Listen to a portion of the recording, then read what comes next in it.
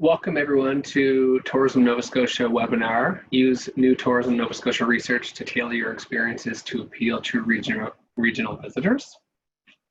My name is Nick Fry and I'm the Manager of Business Development with Tourism Nova Scotia. And I'd just like to really thank you for coming out today and joining us for this webinar. COVID-19 and the related travel restrictions have had negative impacts on businesses across the province.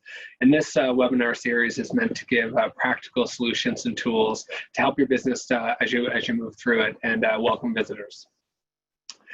Those of you that aren't familiar with Tourism Nova Scotia, we are the tourism marketing organization for the province of Nova Scotia.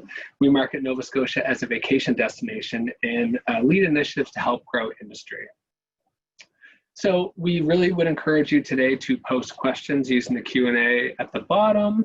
We welcome any and all questions. Really want to keep it on topic though. So if there's anything that's outside of the scope of what we're talking about today, we'll definitely answer the question for you, but we'll probably just send you a message after.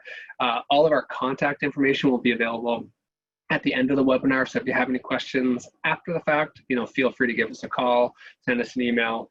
We'll be sending out links and resources for everything we speak about today.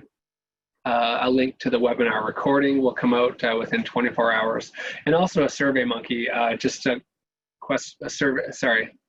questions to make sure that we are offering effective webinars and making sure that we're able to give industry what they need, and also give us some ideas for future topics. So today we have Anna Moran, Director of Research and Policy with Tourism Nova Scotia, and Anna's going to talk about some of the new research that we have out. Anna leads Tourism Nova Scotia's research programs to support evidence-based decision-making across the organization, strategic and business planning, and TNS performance management and measurement. Anna joined Tourism Nova Scotia in 2014 following 20 years of private experience, and Anna went to Mount Elson University where she received her Bachelor of Commerce. We're also going to have Heather Yule here, Manager of Experience Development with Tourism Nova Scotia, to talk a little bit about how your business can offer for visitors. So Heather has over 15 years of marketing, communications, and tourism development experience. Heather nurtures strategic opportunities to grow Nova Scotia's tourism economy. Heather works with existing and emerging product areas and diverse stakeholders across the province to influence the development of experiences. Previously, Heather worked in marketing and communications with the Nova Scotia Museum and holds a public relations degree from Mount St. Vincent University.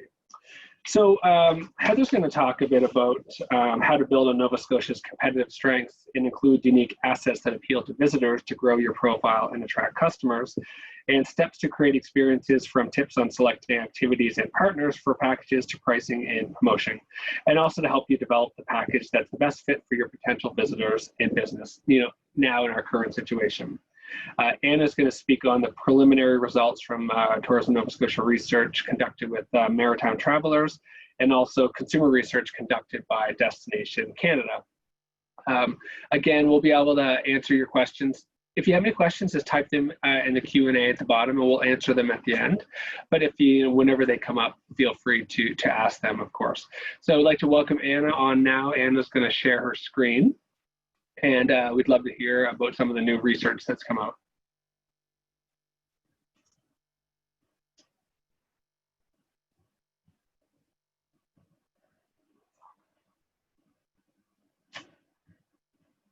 Now, Anna, right now we can't hear you, so you may have to unmute yourself.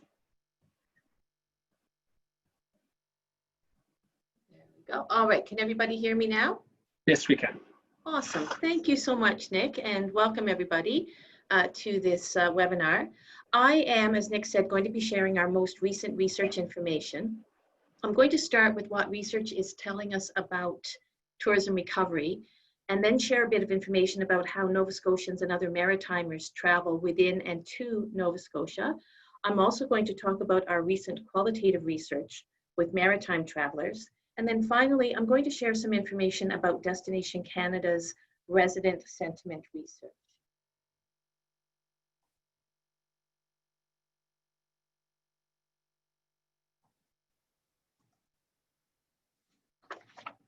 So the COVID-19 tourism landscape is very complex.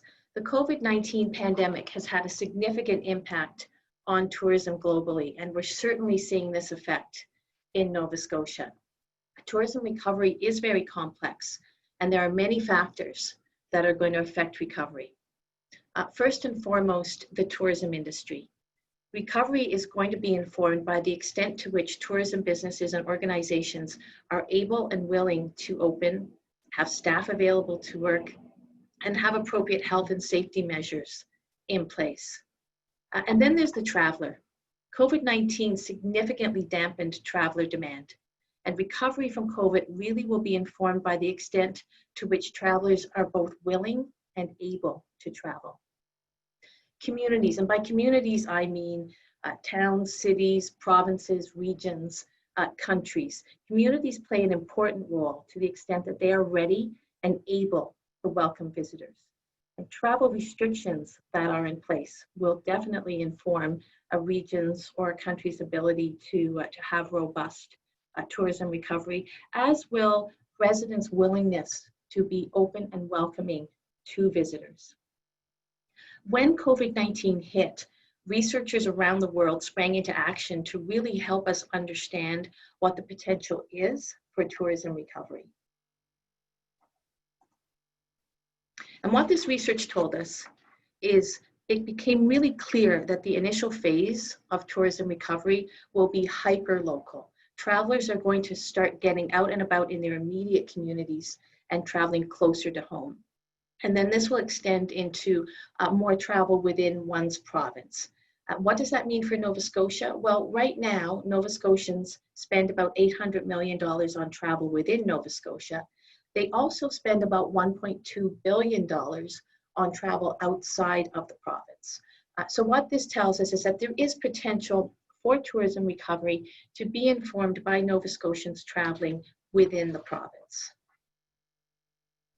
The next phase of tourism recovery will be closer markets and closer drive markets like Prince Edward Island and New Brunswick. This does not depend on air capacity recovering, and as we know, air capacity around the world, and specifically in Nova Scotia, has been significantly decreased as a result of COVID-19. One half of our non-resident visitors are from Atlantic Canada. And historically, these visitors have contributed about 1/4 of the province's non-resident tourism revenues. So there's a good pool of potential travelers for this phase of recovery. And then the final stage of recovery will be those further away markets and air markets, and specifically US and overseas markets. Now, these markets have historically been quite important to tourism revenues. For example, visitors from the United States and overseas markets have contributed about 1/4 of non-resident tourism revenues. And I just got a note that people might not be able to see my entire screen. So I'm just going to go in and make a little change here and make that a little bit more visible. So understanding that tourism recovery was going to start at the local level and recognizing the importance of local and regional travel to tourism recovery, Tourism Nova Scotia pivoted our marketing and sector development activities to focus on local and regional markets. The next slides provide some historic profiling information of Nova Scotia and maritime travelers to Nova Scotia. So I'm going to start with travelers from Nova Scotia within Nova Scotia. This information is taken from Statistics Canada's National Travel Survey.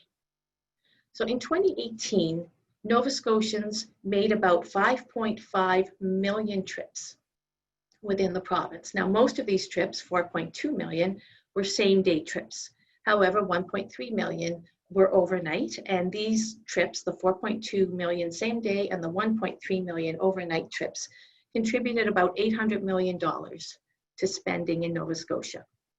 And we took a look at length of stay among those Nova Scotians who spent at least one night when they traveled within the province. And the vast majority of Nova Scotians took very small trips, 1 night or 2 nights. And about 1/4 of Nova Scotians who spent at least 1 night spent 3 or more nights in the province. When we compare this type of stay to our traditional non-resident visitor targets like Ontario, the Northeast US, and overseas markets, these are considerably shorter lengths of stay within the province. We also looked at travel parties among Nova Scotians who travel within Nova Scotia. And what we learned was that fully 1/2 of the trips made by Nova Scotians within the province, the traveler was alone. However, a significant proportion of trips also involved traveling with others. 1/3 of the trips involved traveling with other adults only, mostly couples. And then 16% of the trips were adults traveling with children. Another important aspect of travel, particularly looking through the tourism recovery lens, where we see that tourism recovery is starting when we're well into the summer season, is to understand how these trips are dispersed throughout the year. And while there's a peak in the summer months, we see that there is good distribution of travel across all seasons. The colors in each bar on this graph represent purpose of trip. Pleasure travel is the darkest bar, and we can see that pleasure travel peaks in the summer, but is also evident across the year. Visiting friends and family and travel for other reasons, such as business and shopping, also occurs throughout the year. And finally, we looked at where Nova Scotians go when they travel within the province. And what we learned is that 2 regions in particular, the Halifax region and the Bay of Fundy and Annapolis Valley region, are the most visited. And this is true for both same-day and overnight trips within the province. Then we took a look at travelers from New Brunswick and Prince Edward Island, and this data was taken from Tourism Nova Scotia's Visitor Exit Survey. In 2019, visitors from New Brunswick and Prince Edward Island made 1.1 million overnight visitors to Nova Scotia from these 2 provinces in 2019. When we looked at length of stay, we see patterns similar to that of Nova Scotians traveling within Nova Scotia. The majority of visitors spend 1 or 2 nights, and about 1/3 of visitors spent 3 or more nights within the province. So again, compared with further away visitors, our visitors from New Brunswick and Prince Edward Island tend to take shorter trips. And then we looked at party composition. And those New Brunswick and Prince Edward Island visitors are most likely to be adults only travel parties, with couples and traveling alone being the most common travel party composition. However, we do see that 14% of travel parties from New Brunswick and Prince Edward Island included traveling with children. We also looked again at how visitation is dispersed across the year from New Brunswick and Prince Edward Island. And again, we can see a peak in visitation across the summer months, but once again, our data shows that visits are really spread throughout the year from these 2 provinces. We also looked at where people go, and similar to how Nova Scotians experience the province, those from New Brunswick and Prince Edward Island are most likely to visit the Halifax and the Bay of Fundy and Annapolis Valley regions, and then there's more limited visitation to the balance of Nova Scotia. So we know that COVID-19 had an immediate and significant impact on travel, and we know and understand that local travel will be the first to recover. And what we wanted to do was better understand what that means for Nova Scotia and to better define the opportunities so that we as a province and as a tourism industry can maximize the opportunity that there is to inform tourism recovery. So to that end, we conducted some research, which is one of my favorite things to do. And what we did was we conducted some maritime traveler research. We did focus groups with travelers from New Brunswick, Nova Scotia, and Prince Edward Island. We talked to travelers who tend to travel as adults only, and we talked to travelers who travel with their family, with children. We wanted to understand the impact of COVID-19 on their lives, on their likelihood to travel, and on the kinds of decisions that they will make when they decide to travel again. We examined their travel plans for 2020, and then very specifically, we looked at the perceptions of Nova Scotia to understand what the opportunities are within Nova Scotia to drive demand, travel demand from travelers within Nova Scotia, New Brunswick, and Prince Edward Island. And we will be conducting additional research, quantitative research, to better understand travel motivators moving through the fall and the winter and through into 2021, so that we can really understand how travel demand, travel intentions, the opportunities that there are in Nova Scotia, how they evolve as we move through recovery. So one of the things that we learned, not just in the qualitative research that we conducted, but what we learned as we went through COVID, because I think we all were part of this increased digital adoption, consumer digital adoption surged during the pandemic. And we now have a much more digital reliant global population than we did 3.5 months ago. Where having a strong online presence was important pre-COVID, it is critically important now. And we have to be able to adapt and respond to this much higher increased level of comfort that consumers have searching, booking, purchasing online. Your online content is critical, and not just who you are as an organization and what you offer, but there's a new bit of information that really has to be front and central, and that is your safety information. I will talk more about safety a bit later, but I did want to cue it up here. Your online content must reassure visitors that you will keep them safe. COVID-19 had a significant impact on how travelers think about travel. Clearly, the most significant impact is there is currently a desire to stay closer to home. And I do say currently, because as we move through recovery, we do expect to see consumer perceptions of travel evolve as well. But other factors were also identified. Some of our travelers talked about how, where before their travel within Nova Scotia or within the Maritimes was more spontaneous, a kind of get in the car, let's drive, they're going to be more research focused moving forward. They're going to do more research beforehand to ensure that where they want to go is open, to ensure that where they want to go is safe. One participant talked about actually making contingency plans. So they'll have their plan to go somewhere, but in case that doesn't work out, if they don't feel comfortable or if where they want to go is not open, they'll have a contingency plan so that they can still enjoy their travel. There was also concern expressed about being reluctant to make travel plans and to formalize travel plans and make bookings because of concern about cancellation policies. So, for example, they would talk about how if there was a resurgence of COVID and they had to cancel their travel plans, would they be able to get a refund or would they be able to book later? Most travelers talked about their intentions to avoid crowds, and the avoid crowds was to avoid uncontrolled crowds. Crowds that have appropriate safety protocols in place if there's an event, that's a different kind of crowd, and there's more comfort around if I'm going to go to an event, I need to know that the event organizers are going to keep me safe. But where there are organic crowding, there is definitely some intention to avoid that type of crowds. For some, there was also concern about traveling to Halifax for two reasons. One of the reasons is because this is where most of the COVID cases were. The second reason was because of concerns about crowds. And then finally, the overwhelming change is that travel is really going to be informed about how safe travelers feel to travel. And the really big opportunity from this for all of us as destination marketing organizations, as tourism operators, is to provide the information, communicate the policies that you have in place to mitigate the concerns that travelers have.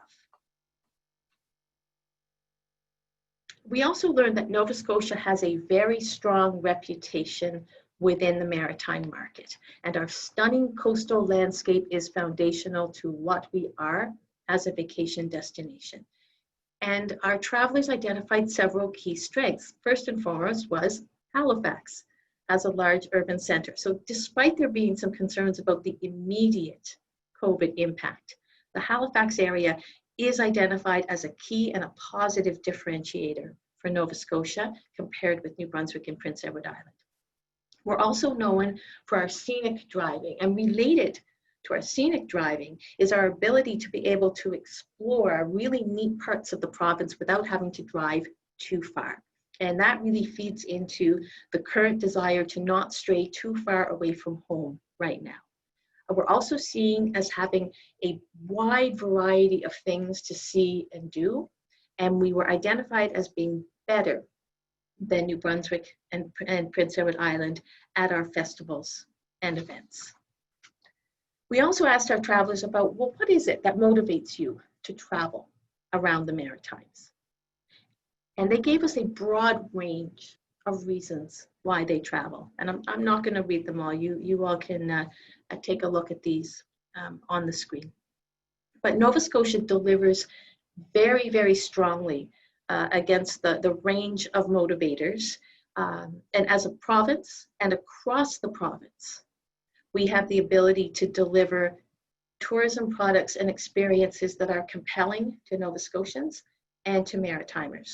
There's one of those motivators that's a little bit smaller, which is the amusement parks. And that was one area where Nova Scotia was identified as having a competitive disadvantage, particularly in comparison to New Brunswick.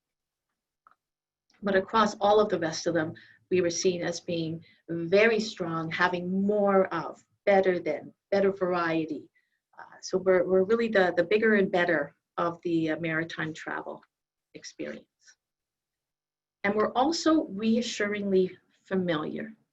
We're seen as a comfortable place that travelers feel they know very well. However, as we dug into well, I know Nova Scotia very well, what we started to learn is that I know my part of Nova Scotia very well, and I tend to return to my places in Nova Scotia that I know and love. So what our travelers told us is that I have a deep knowledge of this part of Nova Scotia and this other part of Nova Scotia, but there are parts of Nova Scotia that I don't know a whole lot about. And they expressed a desire to learn more about the other parts of Nova Scotia. But at the same time, they love the familiarity of Nova Scotia. So what the opportunity for us is to really encourage that exploration beyond the familiar.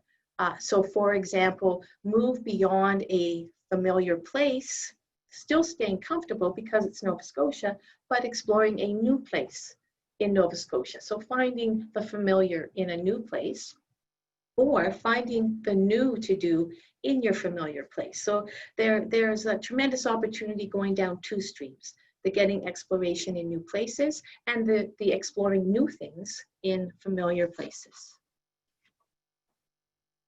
We also learned that safety is table stakes. I've sometimes heard people talking about safety being something that might differentiate Nova Scotia, but what it really is it's now a requirement to play. Travelers told us quite freely, I don't know what safety protocol is. I really don't understand it, but I also need to know that I'm going to be kept safe, and I'm counting on where I'm going, the event that I'm going to, the tourism operator that I'm going to, the restaurant that I'm going to, the transportation that I'm going to be taking. I'm counting on all of those operators to let me know that I'm going to be kept safe and provide me with all the information that I need to know at all steps in the research, the planning, the booking, and then the actual experience part of the process. And we need to clearly demonstrate in a way that consumers find easy to understand that safety protocols are in place. The Tourism Industry Association of Nova Scotia really is taking the lead on this in terms of working with industry on protocols and working with sector organizations on protocols. We also learned that family travel is a tremendous opportunity for us in Nova Scotia. When we look backwards, when we point the lens backwards, we see 15–16% of trips right now to Nova Scotia, within Nova Scotia, are with children. We are seen as being somewhat weak compared with New Brunswick and Prince Edward Island. We also learned that safety is even more important for families than it is for the adult traveler. So this is clearly an area of opportunity for us right now as we move into COVID recovery, to reassure families that there will be lots for them to see and do.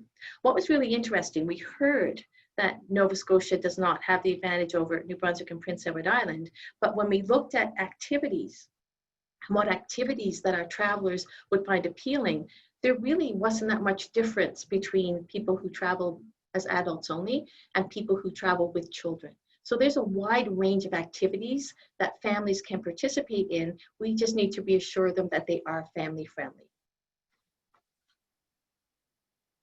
There was also some conversation about cost. And the main advice that I can say here is just to keep it real. We did learn through the research that travel within the region is seen as less expensive. And there's the expectation that if, even going through COVID recovery, if I'm going to travel within Nova Scotia or within the Maritimes, it is going to be less expensive. But this was primarily related to, I don't have to fly. So I'm not going to spend money on airfare, so it is going to be less expensive. There was some concern among some travelers about overly luxurious products and experiences. Doesn't mean that there's no market for upscale in Nova Scotia. It just means that upscale is niche, and it traditionally is niche. So rather than thinking about discounts and using discounts to try to motivate purchases, it's really important to ensure that you're demonstrating value. So a key part of the research that we did was to understand the kinds of things that travelers would want to do and would be willing to do as we move through COVID recovery. We asked travelers to sort a whole bunch of images of activities and identify those activities that have high appeal and that they will definitely consider doing this year in Nova Scotia. And the good news is that we in Nova Scotia have a wide range of appealing activities.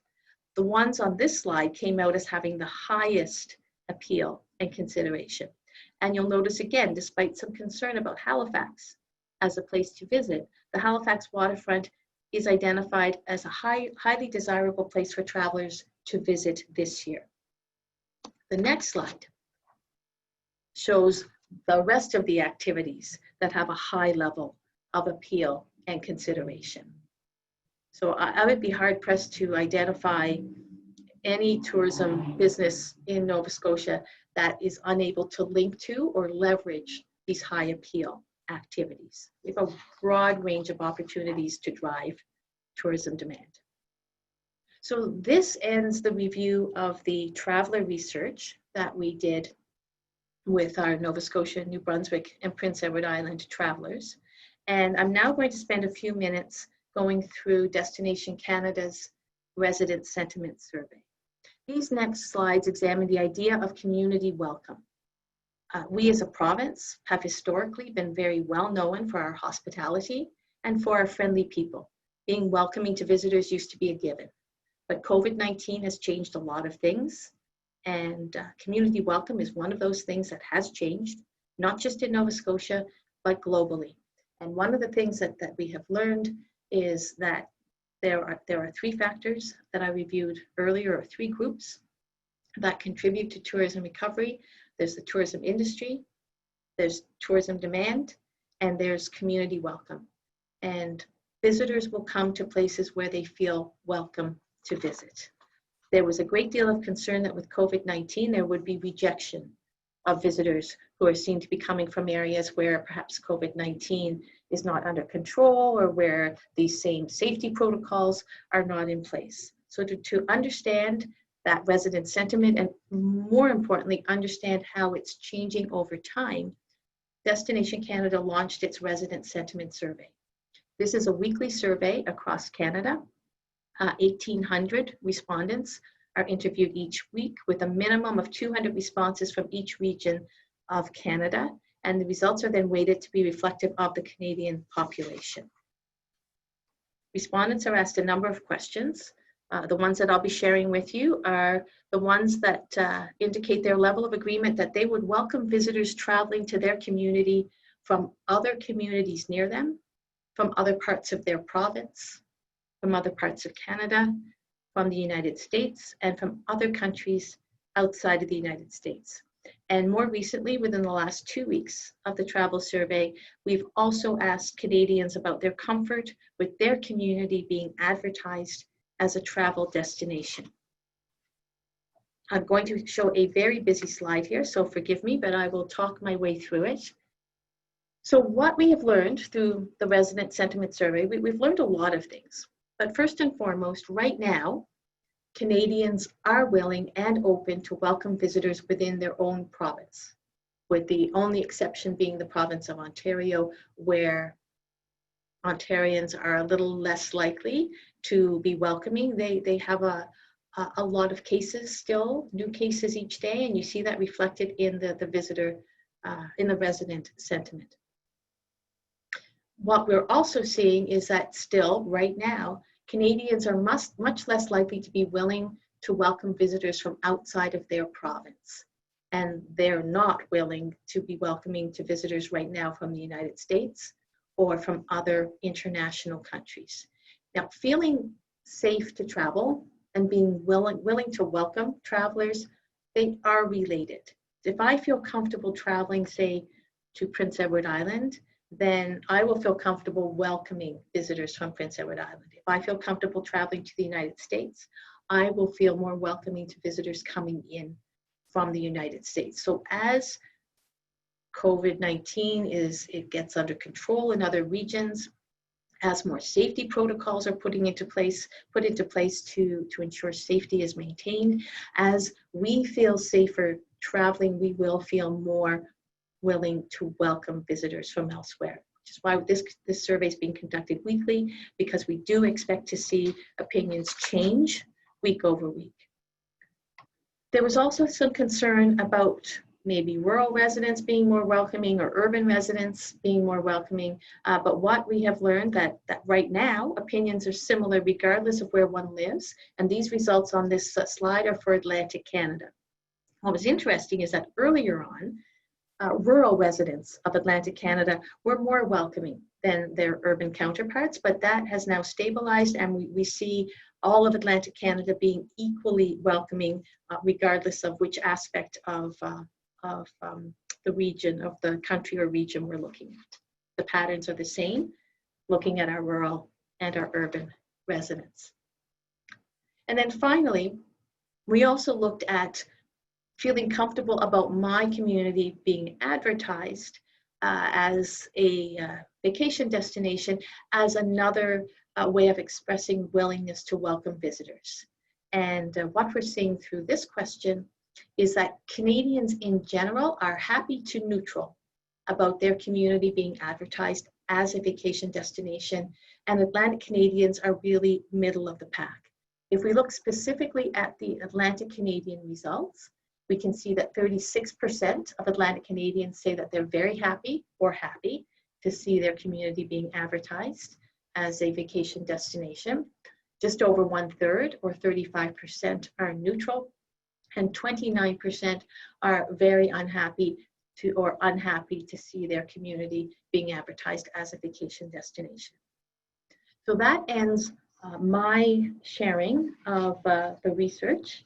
And I will now pass it over to Heather, who will be talking about differentiation in the maritime market.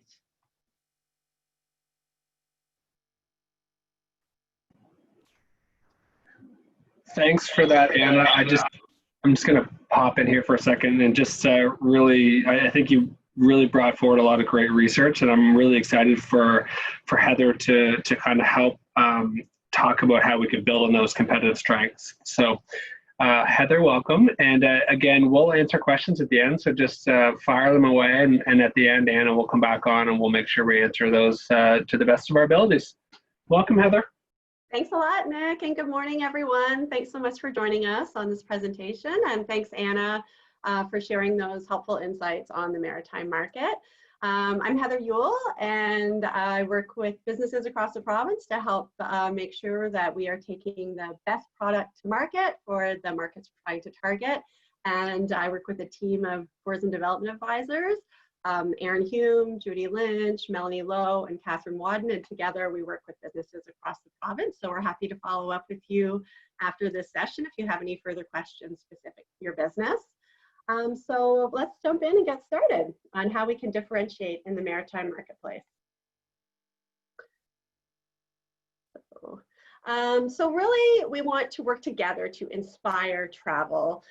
We know that we have some similar product offerings across the province and within New Brunswick and PEI. So we really want to hone in on those differentiators, what makes Nova Scotia stand out, what can you only get in Nova Scotia, and really highlight our competitive strengths as a destination. So those insights that Anna shared with us on what kinds of activities travelers prefer to do and their perceptions of Nova Scotia can help us when we're positioning our product and our packages and our experiences to maritime market. So, you know, we want to really work to encourage increased spending at businesses.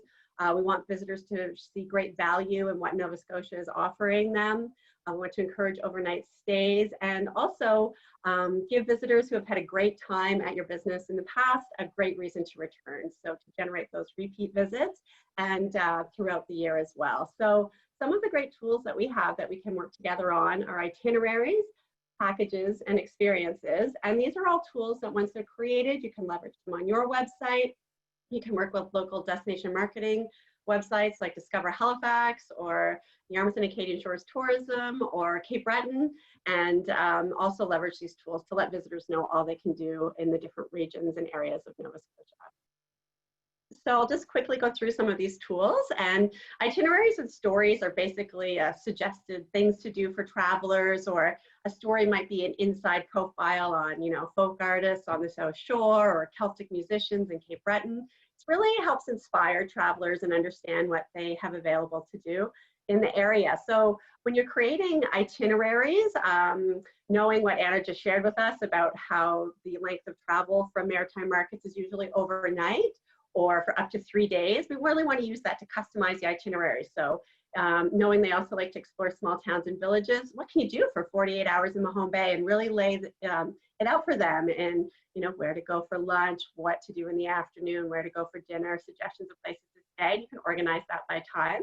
There's also taking a listicle approach, which is basically a list like top 10 fun family activities to do around Inverness, or be inspirational, because as Anna said, there's still a niche opportunity there. Maybe people are celebrating a certain milestone or anniversary, and they really want that opportunity to take that bucket list experience in Nova Scotia. So we want to make sure that they're aware of those opportunities as well.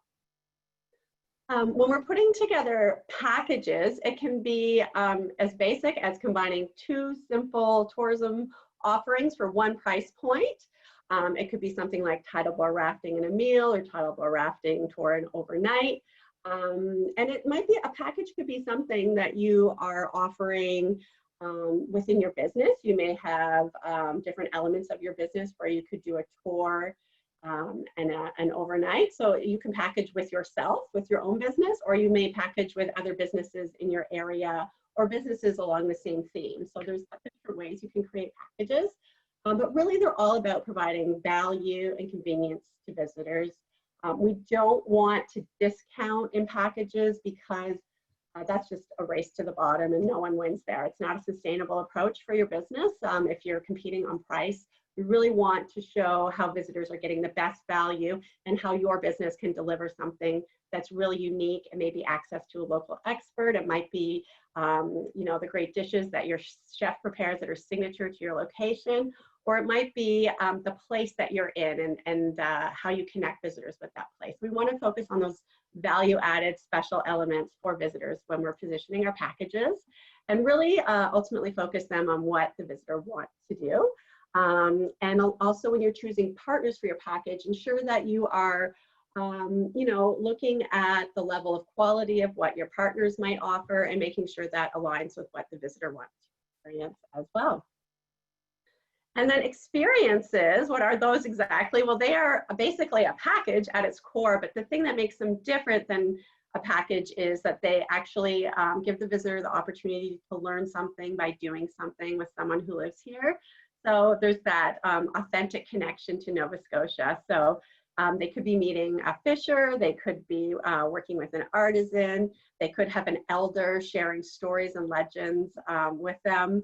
There's a lot of different opportunities to connect with the people that make Nova Scotia such a special place, and enable visitors to have access to them through these experiences. And by offering special access, whether it's behind the scenes or to a local expert, you're offering something that the visitor often can't get on their own. So by offering an experience with special or unique access to something, it's increasing your value to both the visitor and also to your business. So you can charge a higher price for that. So experiences are really about curating a mix of existing products, but also adding in that special learning opportunity for visitors to authentically connect with Nova Scotia. So ultimately, you know, lobster is very popular in Nova Scotia, so I'm just going to use this as an example to run you through the difference between products and experience. So lobster is a commodity. You can buy it, it's substitutable, it's perishable. But in order to share it with visitors, you may offer it in your restaurant, and that would increase the value to visitors as well as the value to your business. It's customizable to the preference of the visitor. You can serve it up in so many different ways. How you present it or offer lobster could make your restaurant have a unique dish or a flavor that's known to your area that visitors can come and experience.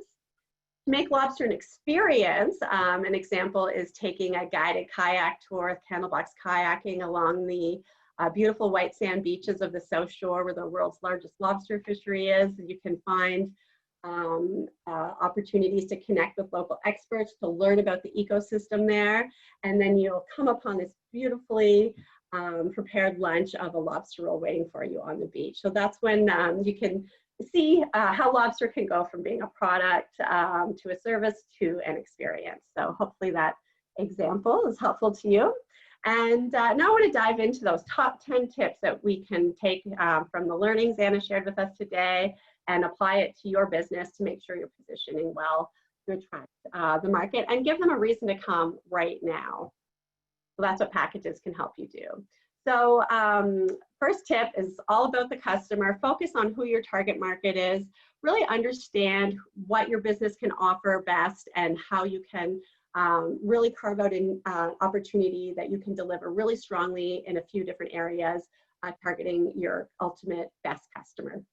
So really when you take a look at the values and the travel preferences and the activity preferences that a visitor likes to have from the maritime market and how long they're coming for and the types of things they might want to include in their vacation package, that helps you really kind of clarify and understand what pieces you want to bring into the package, how long you want to make your package. So you can align those product pieces together, pull your package together, describe it in a way that is showcasing all the benefits to the visitor, talking about and ensuring you have that engaging imagery that you can capture them when they see this and they can think, oh, I want to do this, I want to book it, and you can promote and close the sale on your website. That is the basic steps to creating a package. And we want to make sure when you're preparing your package, you identify what your strengths are for your business, your region. We know that the icons of Nova Scotia are compelling: Cabot Trail, Lunenburg, Halifax Waterfront, Peggy's Cove in the Bay of Fundy, and Anna mentioned those compelling activities earlier. So those are a great source as well. So making sure that you have the opportunity to connect with visitors with something familiar, but offer them up a new way to experience it, or take something, an activity that they're passionate about, and really show them a new place to do it in Nova Scotia. So for instance, if there's a group of friends that love to go camping, they would probably be delighted to know that they can go glamping on the Cape LaHave Adventures team with a kayak tour and overnight experience curated just for them. Visitors going to explore the valley and maybe have been to the National Historic Site at Grand Pré, they can learn more about the whole UNESCO landscape story and maybe rent a bike and explore the Harvest Moon Trail as they bike along the path through the landscape and stop in at some wineries along the way too.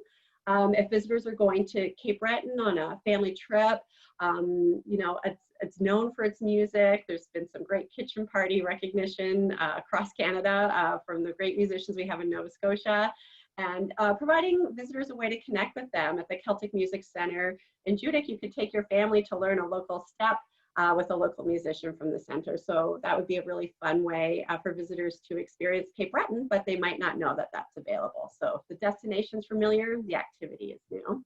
Also, we know the Skyline Trail is a popular hiking spot in Cape Breton, but there are many other beautiful hikes to be had, and this is a picture showcasing a great hike overlooking Ingonish, and connecting visitors with these hidden gems and things to do around your business are a great way to ensure they know that there's lots to do in the area and encourage them to book and visit. Differentiating is critical for both your business and your destination, and really important to offer what visitors can only get in Nova Scotia to motivate them to travel here. If we're serving up packages that are similar to what they can get closer to home, it's a tougher sell. So we really need to focus on those differentiators. So we've got great place differentiators, great storytellers. This is an example of Salty Dog Tours, which is offering tours by boat around Oak Island in Nova Scotia. And your guide is on the show and can tell you lots of great stories and treasure facts. And this is a great way for visitors to learn something new in an area they might be familiar visiting, like the South Shore. And this is a great opportunity to package up with local businesses as well. Authenticity is critical. All visitors are looking for authenticity, and honing in on that story that only you can tell is so important. So an example here is the Fundy Geological Museum in Parsborough.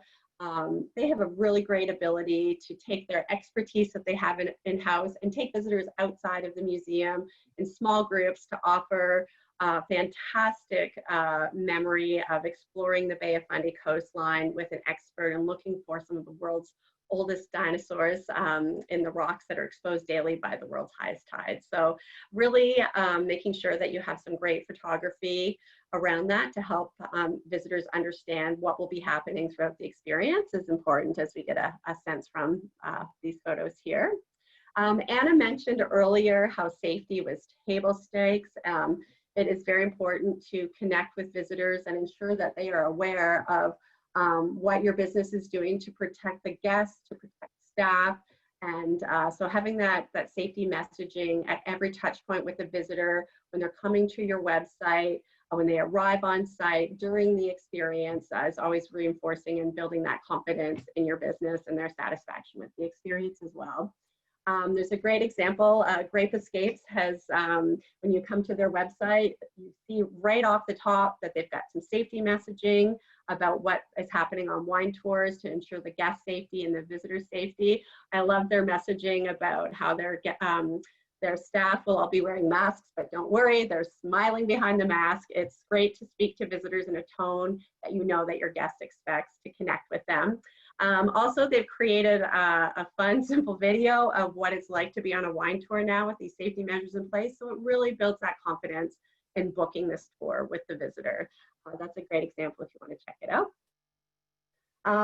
We talked about how visitors are willing to travel and they'll be road tripping around Nova Scotia. And we really want to ensure that if there's an anchor activity that they want to do, that they understand the other activities they can do around it. Because if you can get that visitor to your community, the spending will be dispersed amongst businesses in the area. So whether you're, coastal resort on a white sand beach and you're serving up local favorite of creamed lobster in the restaurant, or you've got beautiful Cape Horseshoe setting, a new place to explore and picnic by the lighthouse, or taking some of the beautiful stargazing in the area, or traveling just outside Halifax to the beach to go for a surf and try something new, a new activity. Beaches are very popular as a visitor activity, so this is a new way to experience the beach, have some fun with your family, and ensure that visitors know that there is so many different ways available to experience Nova Scotia. Visitors are going to the valley for a wine tour. They want to understand how the tastings will work. But also, if they're driving about an hour away, it's good to have a few hours of activities for them to do. So you may want to suggest or remind them on your website or when they're booking, why don't you check out our great farmers market, or go into Wolfville. There's lots of great places to eat, or check out a winery where they're serving dinner. So there's exposing visitors to all the great things that they can do in the area. We talked about pricing and understanding your pricing and how you position it to your visitor to ensure that it's all about value for them, and also ensuring that your business is providing a sustainable, profitable experience for you and your partners. Here's an example to illustrate how you can price your experiences. So on our website, we have some great pricing tools. I've got the link coming up later in the website, but we actually have a spreadsheet that you can go in. It considers every kind of cost that could come into play with a package or experience. You can fill out the sections that are relevant to you, as well see some tips for considering the pricing, but it really helps you understand, you know, what is the minimum and maximum group size for your package or experience? What are your costs? What costs are variable? And how do you determine what is your minimum number for profit, and then, or to break even on your experience, and then how many visitors you need to have a profit. And this ensures that you're offering something that's sustainable for your business, and also offering something of great value to guests. And will help you come out at the price point for your experience. And then knowing that the markets, different markets are looking for different activities at different price points. We're all competing for those disposable dollars. An option for a business such as this one, this is Pleasant Paddling, just outside of Lunenburg, Blue Rocks, and they have a fantastic kayak experience. So they have options, different price point packages and experiences where you can simply book a tour, exploring the beautiful landscape and coastline there, seeing the seals with a guide. You could even book a tour at sunset, or if you wanted to indulge yourself, you could book the overnight island yurt, where you can have food provided, everything you need to create delicious meals of local food from the local market. You can have your coffee and breakfast delivered by canoe. You can choose your activities. You can choose to rent bikes. You can choose to snorkel, and they'll advise you on some great snorkeling spots. So visitors often like seeing these different options when they're booking, and also seeing opportunities to customize packages. So you might want to have a variety of packages, and then where your packages are in the higher price points, you might want to say packages starting at this, based on the type of accommodation you choose or the type of activities that are included. And visitors can select from that, but it makes it easy for them to understand what all the opportunities are at your business and book with you. You want to make sure what you're offering is easy to buy, and when you do hook the interest of visitors, you can easily close the sale. And not only online is so important on your website, but also in person. Is that, you know, can you tap to pay, contactless payment? So as much as possible, would encourage you to use online booking, make it clear, easy to use. If visitors are reading about what you have to offer in an itinerary, and they go to your website, that they can easily just do one click through to book that experience or package. Make sure you've got great photography or video if available on your website. All the details they need. Make sure that your website is appearing well on mobile. We know that visitors use a variety of platforms when they're making decisions to travel, and make sure to update it often. So it's great to see that COVID-related messaging right on the page. It builds that confidence that the visitor knows that they're being thought about and what their experience will be like at your business. And as mentioned earlier, we have a tourism digital assistance program that's just launched, and it can help your business increase your online bookings or your social content or your website content. So that's a great program that you can check out, closing on July 8th. Flexible cancellation policies are also very important to visitors right now, and even thinking ahead to visitors when we're promoting through the fall hurricane season or the winter with different winter weather. It's really important that visitors understand when they're booking what that cancellation policy is, and it may help them decide to book if they see that you have flexible cancellation policies. So a partner I'd like to share, Nova Shore's Kayaking Adventures has a variety of experiences available. They offer yoga at Cape Dore on the edge of the cliff. They offer some culinary packages. They also offer different tours or overnight camping packages. So they have a wide variety of activities for friends or family. So when visitors go to their website, it's easy to navigate and find what you're looking for. And the very first thing you see is a beautiful image that compels you to go see the Three Sisters, and then their COVID update messaging, and it's very prominent on their website what their booking policy is and what their cancellation policy is. And so right now what they're offering visitors is a couple of options. If they book and need to cancel, that there is no cost to postpone to another date, or have that value of that trip put into a gift certificate to be used at a future time that doesn't expire, or they can choose another date that's available to them. But it's very clear when you go to their website what the options are when you're booking. So I also encourage that you check that option out if you're considering what flexible cancellation policies look like. So now that we've thought about our visitor, thought through all the elements of what to include in the package, who our partners might be, I've got some great photos to share, you're ready to go to market, you know how visitors are going to book your package or experience, you're ready to market, what are some of the opportunities to help create awareness? Definitely encourage you to leverage novascotia.com. We have a webinar coming up on Thursday morning at 9 a.m. and all of the marketing that we do will drive to novascotia.com. So we really encourage you to have your packages, your experiences listed here.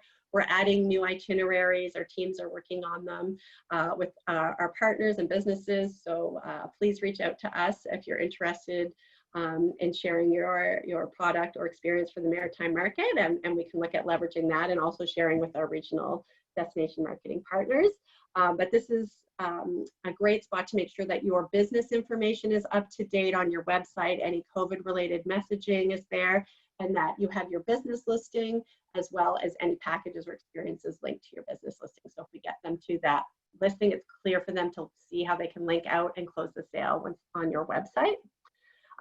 Also, we know visitors were planning online, and it's really important to have your channels updated, whether it's Facebook, Instagram. Make sure your TripAdvisor is updated with any new messaging, and also the Google My Business. That's usually the first thing visitors see when they search online about your business. So if your hours are different, or you want to change up your photo of how your business is represented there, I encourage you to do that as well. This builds confidence with the visitor when they see that consistent messaging across different platforms. We know that word of mouth and social media is so important, especially with the maritime market. And it's really a great opportunity for your business to ensure that your community or neighbors know what you have on offer, so that when their friends and families come to visit, they can bring them to your business.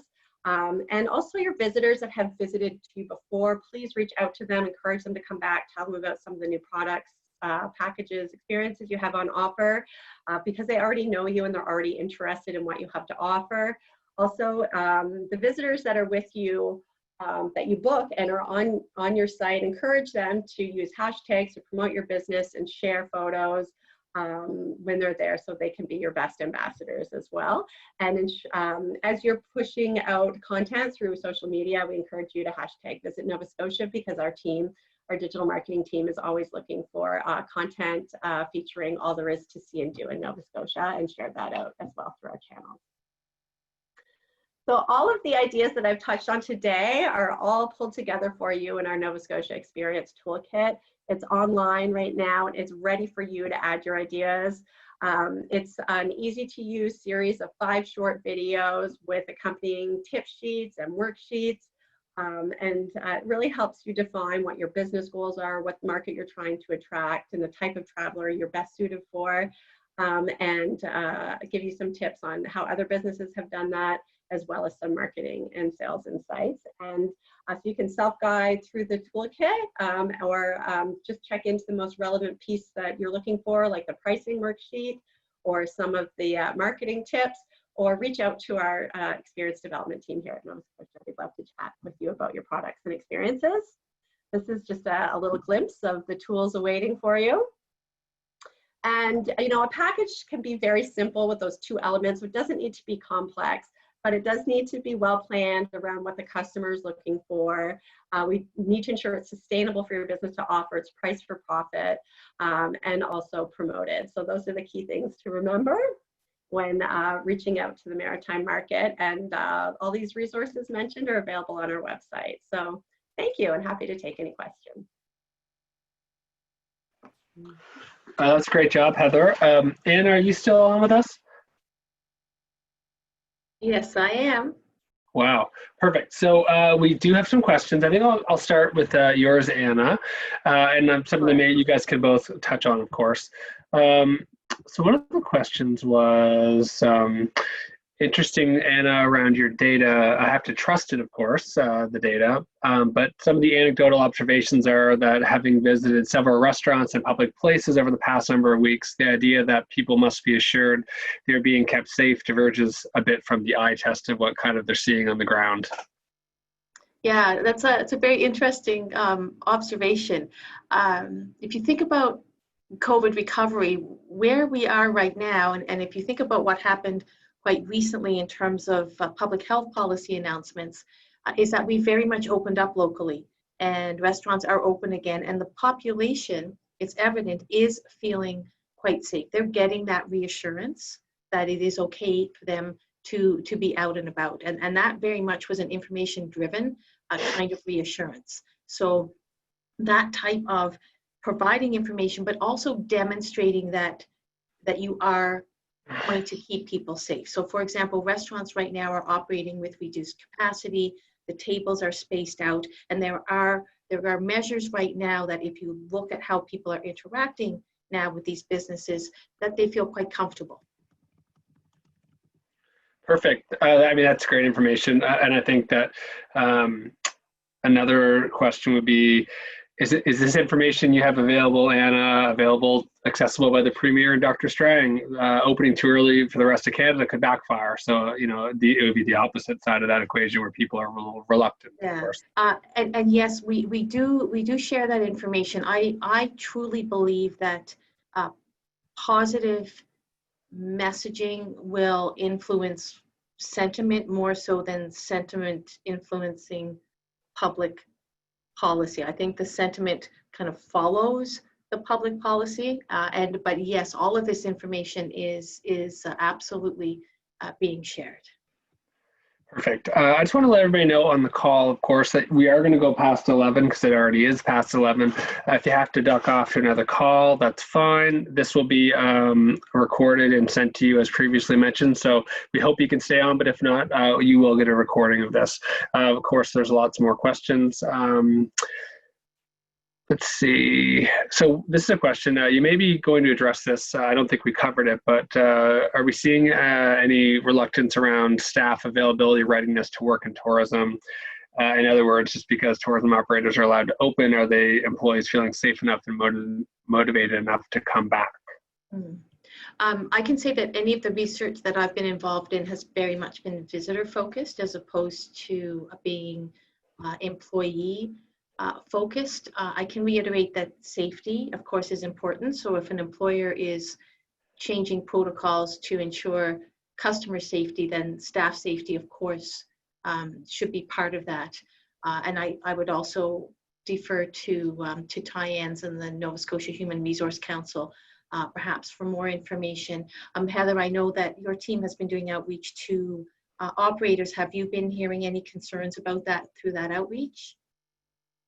Yes, we know that there have been challenges, of course, pre-COVID with some labor shortages in the industry. So I do agree, though, with you that it's very important to ensure the safety of your staff, and that messaging can help in that relationship and that opportunity of bringing your staff back on board or hiring new staff. We know that a variety of businesses aren't opening or having, and we have lots of students looking for jobs. So there's a lot of different ways that COVID has impacted the economy in Nova Scotia. So just encourage businesses to ensure their staff are safe, or they understand what safety protocols are in place if they're hiring, and encourage you to connect with Tyann's for further information. Okay, perfect. This is from Celeste Devar, and he says, if only 16% of Nova Scotians were families in 2018, what are the predictions for family travel in 2020 and 2021?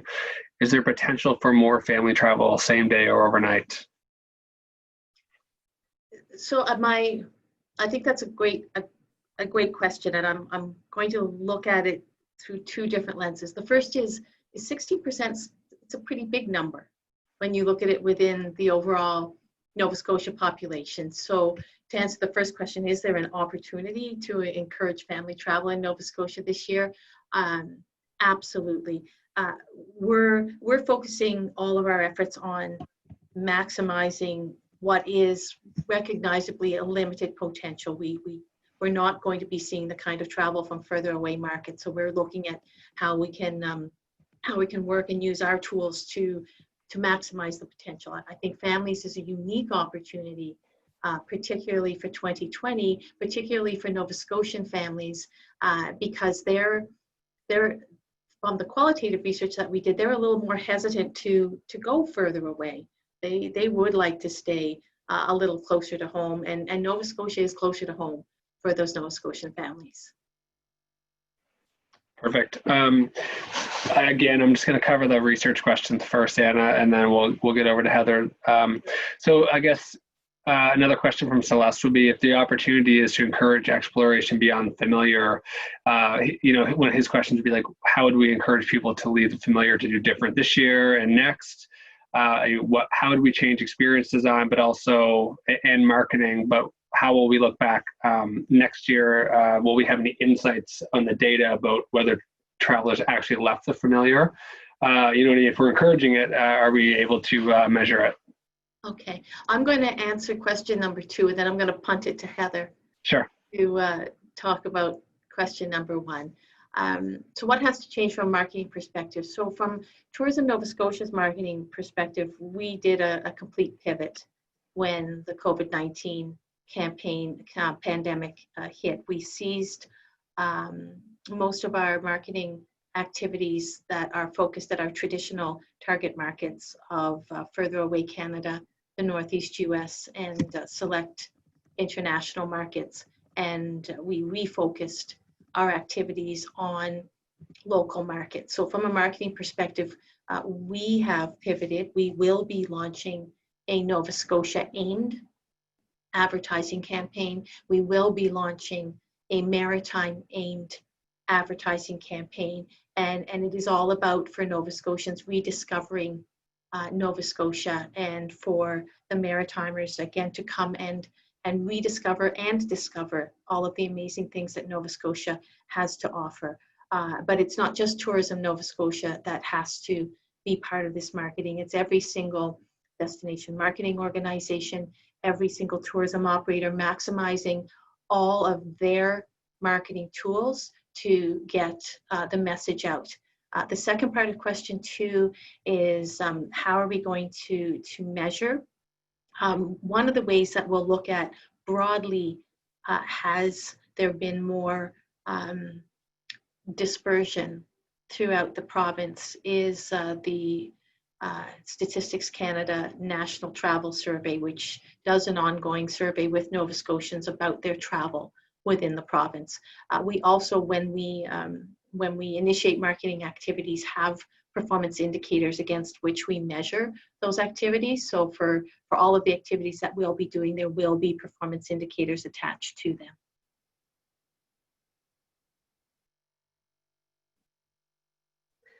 Thanks, Anna. And the only other thing I'd add to that is, yes, we will be looking at the opportunity to let Nova Scotians, New Brunswicker, and PEI visitors know what families can do in Nova Scotia. So our experience development team has been working with the marketing team and businesses across the province to help identify some packages and itineraries that are a good fit for the family market, so that we can update those on novascotia.com. So if there are businesses out there right now that feel they have a strong product for families, encourage you to position them to families on your website and the marketing that you're doing, and also ensure that your destination marketing partners, as well as us at Tourism Nova Scotia, are aware of them, so we can be sure to include them and ensure visitors can find them when they come to novascotia.com. Thanks. Perfect. So another question. So Anna, you mentioned 25% of revenue is from non-resident Atlantic Canadians, and then 25% from further away Canada and US overseas. With the 800 million mentioned of spending from Nova Scotia, how much does that represent of the total? This will help to get an idea of what is available this summer. Okay, so if you look at the estimate for tourism revenues for 2019, which is $2.6 billion, about 38 to 40% of that comes from Nova Scotians traveling within Nova Scotia. And then the balance of that comes from non-resident visitors coming in to Nova Scotia. If you look at the non-resident visitor portion, about 1/4 comes from Atlantic Canadians coming into Nova Scotia. About 1/4 comes from US overseas visitors. And then the balance comes from the rest of Canada. I hope I did the right math there. I may have to send a follow-up on that one. Okay, so this is for you, Heather. Agree that discounts are a race to the bottom, but people and families are facing real financial struggles post-COVID. So how would you address that, I guess? Well, I think it's important when you look at your business to look at what you can offer at different price points and ensure that visitors are clear on your offerings of your product or your packages so that they can choose the one that's the best fit for them.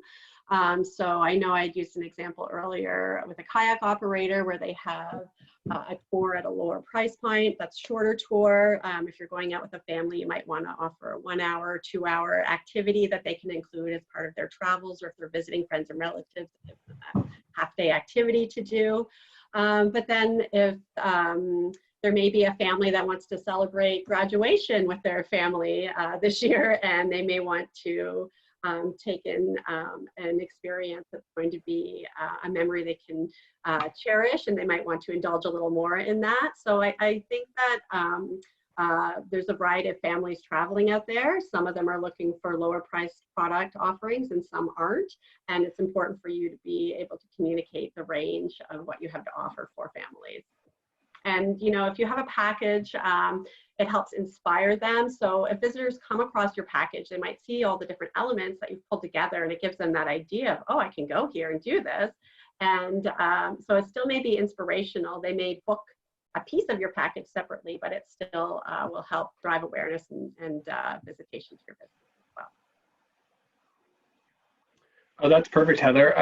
Another comment for you would be from Lane Collins, and they said you have enthusiasm and passion for your product, Heather, province and people. Any way we can bottle that and sprinkle throughout our business development.